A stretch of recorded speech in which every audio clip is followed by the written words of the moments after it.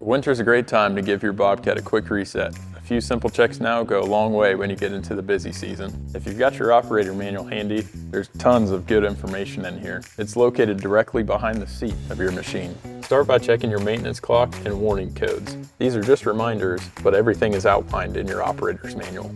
Checking these now can save a lot of headache down the road. Next up, your filters.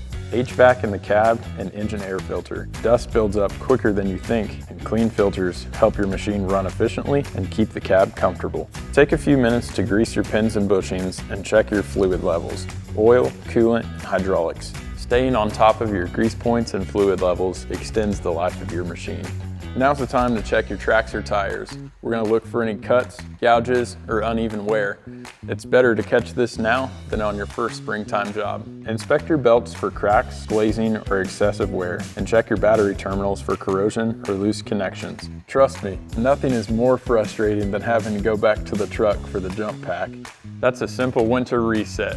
Staying on top of these basics helps you plan for maintenance instead of reacting to breakdowns. If you ever need any help, feel free to reach out. Partner first, solutions always.